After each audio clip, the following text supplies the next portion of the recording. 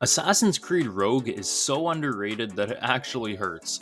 Okay, not literally, but I mean, come on, this game is way too slept on. So many people just brush it off or have never actually played it, and that's a shame, because you're missing out on arguably one of the best releases the series has to offer. Welcome back, everyone. My name is Will, or Critical Snipes, and I make discussion videos on video games and some other fun stuff. I recently decided to revisit a piece of my childhood, snagging Rogue on sale for $5, and found that I enjoyed it just as much as I did 10 years ago. So today, I want to discuss the consensus black sheep of the mainline Assassin's Creed titles and why it deserves way more love than what it gets. Be sure to drop a like and sub if you enjoy. I've always been a massive Assassin's Creed fan, but when Rogue was released in 2014, myself along with many others barely gave it a thought as we were all super hyped for the true flagship release, Unity. You see, Rogue was something of an afterthought by Ubisoft. They released Black Flag on both last and current gen consoles, but Unity's technical demands made a cross-gen release impossible, so Ubisoft basically said, let's put together a last-gen game by utilizing assets and features from Black Flag, and that became Rogue. This is essentially why the game is so underrated. It was basically an afterthought, sandwiched between two of the most beloved entries in the series, and was in many ways a copy of Black Flag. Despite this though, the game truly has something wonderful to offer. From gameplay to story, Rogue manages to stand out in so many ways, even with the game borrowing a ton from Black Flag. What makes Rogue stand out the most to me though is its story. I will admit, there are some head scratchers throughout the story, and a lot of people aren't actually fond of it, but I personally found that I really enjoyed it.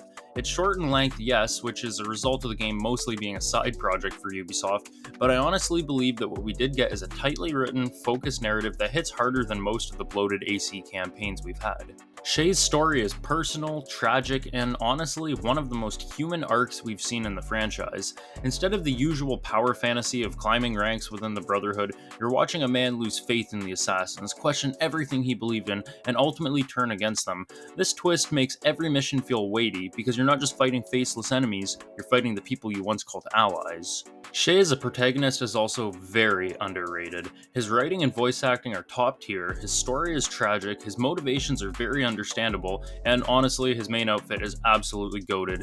I've seen discourse online with people not liking him, but I personally disagree, I just don't see it. Myself and a good friend of mine both agree that he's arguably a top 3 Assassin's Creed protagonist.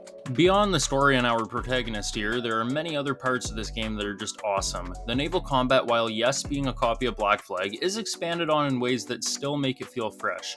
You have new weapons on your ship, such as the Puckle Gun and Burning Oil, which can really spice up the naval combat. The Morrigan itself has better mobility than Black Flag's Jackdaw, which can make traversing the tight passages of River Valley and the iceberg-infested waters of the North Atlantic a breeze. Speaking of the setting, the North Atlantic, River Valley, and New York all give Rogue a unique flavor that sets it apart from Black Flag's tropical vibes. Instead of cruising through sunny Caribbean waters, you're navigating icy seas, frozen landscapes that feel harsh and unforgiving, and even a much moodier take on New York. The environments perfectly match the darker tone of Shay's journey. You're not living the pirate fantasy anymore, you're surviving in a cold, brutal world that reflects the choices Shay has made. On top of all this, Rogue throws in a completely fresh mechanic. You're being hunted. I mean, you are a Templar after all. Assassins can stalk you, hide in crowds, and ambush you when you least expect it. It flips the dynamic we've been used to since the very first Assassin's Creed, and suddenly you're the one looking over your shoulder.